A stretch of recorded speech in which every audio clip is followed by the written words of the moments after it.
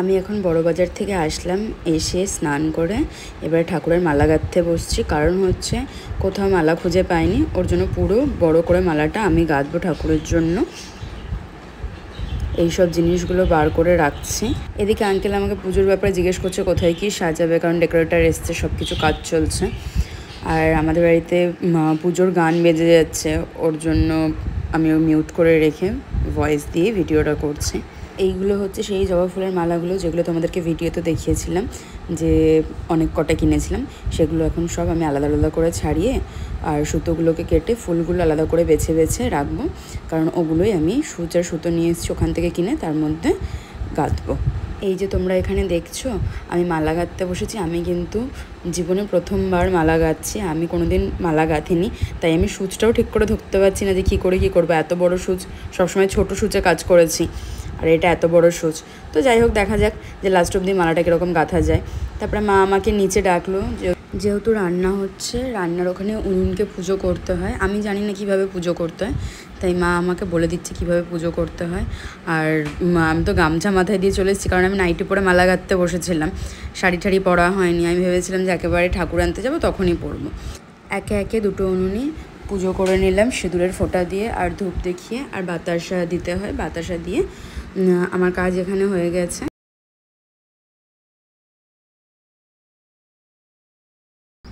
এবারে ওপরে চলে আসলাম, কারণ বাকি যে মালাটা গাঁথা বাকি আছে সেগুলো এখন গাঁথতে হবে। সবে তো তখন শুরু করেছিলাম, আর শেষ যে কখন হবে তা জানি না। আমি এদিকে মালা গাঁথছি আর এদিকে বেলা বেড়ে যাচ্ছে, ঠাকুর আনতে যেতে হবে। সবাই আমাকে নিচে ডাকাডাকি করছে ঠাকুর আনতে যাওয়ার জন্য। তো আমি বললাম তাহলে থাক, কিছুটা, এই যে কিছুটা বলতে এতটাই আমার গাঁথা হয়েছে। এবারে তোমাদেরকে দেখিয়ে দিই, আমাদের এখানে ডেকোরেশনটাও হয়ে গেছে ঠাকুর রাখার। আর যেতে যেতে তোমাদেরকে নিচেও দেখাবো যে সিঁড়িগুলো কীরকম সাজানো হয়েছে, কারণ একেবারে ঠাকুর এনে তারপরে আবার মালা গাঁথতে বসবো। এই হচ্ছে আমাদের ওপরের ঠাকুর ঘরটা, আর সিঁড়ির মধ্যে এরকমভাবে ফুলের একটা একটা করে বাঁচ দেওয়া হয়েছে।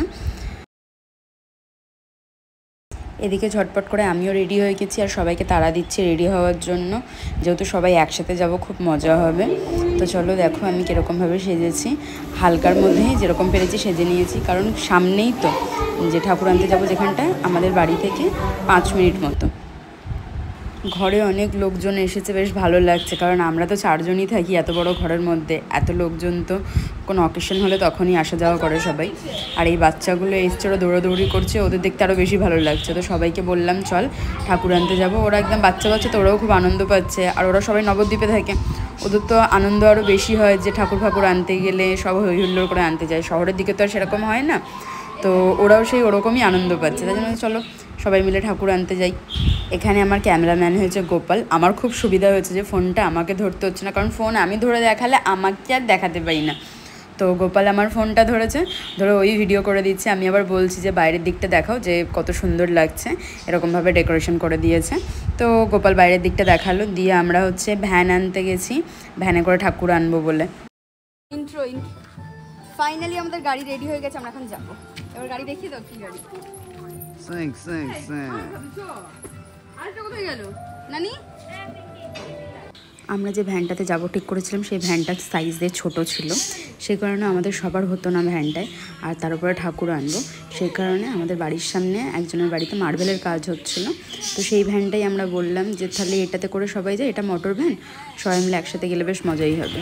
তো প্রীতম পরিষ্কার করে দিল, আমরা উঠে ঠাকুর আনতে চললাম। আর মাঝ রাস্তায় গাড়িটা দাঁড় করিয়ে ওরা বাকি ছিল, প্রীতম গোপাল, ওদেরকেও গাড়িতে তুলে নিলাম। এবারে আমরা চললাম আমাদের গন্তব্যস্থলে। আমরা আমাদের ডেস্টিনেশনে চলে এসেছি, কিন্তু এসে ঠাকুরের তো দেখাই পাচ্ছি না এখানে, কারণ বাইরেই ঠাকুর উনি বানায়, বাইরেই থাকে। তো আমরা খুঁজে পাচ্ছি না, কারণ আগের দিন রাতে বৃষ্টি হয়েছে, উনি মনে হয় ভেতরে ঠাকুরটা ঢুকিয়ে রেখে দিয়েছে। তো আমরা এখন ভেতরে যাব। এই হচ্ছে ফাইনালি আমাদের ঠাকুরের লুক। তোমরা বলো কীরকম হয়েছে ঠাকুরটা। আর আমরা মানে 2-3 দিন আগে থেকে গেট আপের কথাটা বলেছি, মানে সত্যি বলতে হয় আঙ্কেলকে ধন্যবাদ যে এত কম টাইমে আমাদেরকে ঠাকুরটা বানিয়ে দিয়েছে।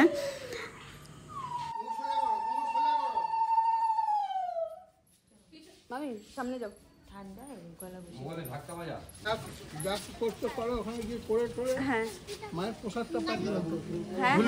না না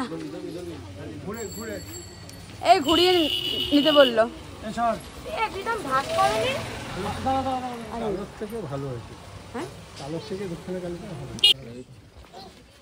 ওট ওট সব কটা ওট।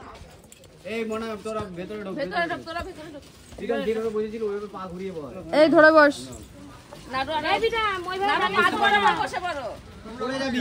হ্যাঁ আমরা এই সেকশন দিকে বসবো। ওট ওট ওট। এই গোপাল ক্যামেরাম্যান এ নাও। ঠিক আছে দাঁড়াও চালাবে না। আমরা ঠাকুর নিয়ে সবাই চলে আসলাম। আমরা তো ভেতরে চলে গেছি। প্রীতম আর গোপাল দুজনে ঠাকুরটা ধরে নিয়ে আসছে। রাস্তার যে অবস্থা সেটা তো তোমরা দেখতেই পাচ্ছ, ওদের খুব পায়ে লাগছিল। কিন্তু সবথেকে আনন্দের ব্যাপার হলো, যার জন্য আমরা এতদিন ধরে ওয়েট করছিলাম, আলটিমেট সে এসে পৌঁছে গেছে আমাদের ঘরে। সবার খুব আনন্দ হচ্ছে, স্পেশালি আমার, কারণ হচ্ছে আমাকে বরণ করতে হবে। এবারে চলো মাকে বরণ করে ঘরে তোলার পালা। আমি তো বরণ করার জন্য একদম রেডি হয়ে দাঁড়িয়েছিলাম। মা আমাকে কুলোটা দিয়ে গেল। আর তোমাদেরকে আরেকটা কথা বলি, এটা কিন্তু আমার বিয়ের পাওয়া কুলো, আমার খুব পছন্দের। এটা ফার্স্ট টাইম ইউজ হচ্ছে মাকে বরণ করার জন্য, ওটার জন্য আরও বেশি ভালো লাগছে। তো তারপরে আমাকে সবাই বলল যে কোন দিক দিয়ে বরণ করার জন্য ঘোরাতে হবে, মা কী কী নিয়ম, কারণ আমি এগুলো কিছুই জানি না। যাই হোক, পাশ থেকে সবাই সবটা বলে হেল্প করে দিচ্ছে আমাকে, আর আমি বরণ করে নিচ্ছি। তাড়াতাড়ি করে বরণ করে নিই ঠাকুরকে, নিয়ে আগে তো 3 তলায় নিয়ে যাই, তারপর সব গুছিয়ে গাছিয়ে কাজ করা হবে। এরই মধ্যে সবাই শুরু করে দিয়েছে, মানে অনেকের নিয়মে অনেক কিছু হয়, তাই পাশ থেকে সবাই বলছে যে মিষ্টি খাওয়াতে হয়, পান পাতা দিয়ে মুখটাকে করতে হয়। কিন্তু আমাদের তো সেগুলো করে না, কারণ হচ্ছে সেগুলো যখন ভাসানের টাইমে যায় তখন ওই জিনিসগুলো করা হয়।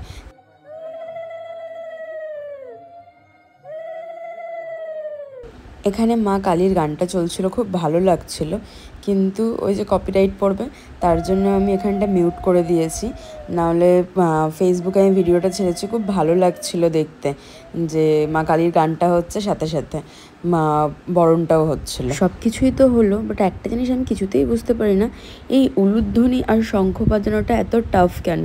কারণ আমি পারি না, তোমরা কে কে পারো না সেটা আমাকে কমেন্ট বক্সে জানিও। আমি অনেক চেষ্টা করেছি কিন্তু আমার দ্বারায় হয়ই না। নার্ভাস তো ছিলাম, বাট ঠাকুর বরণ করা হয়ে গেছে, খুব ভালো লাগছে বরণ করে।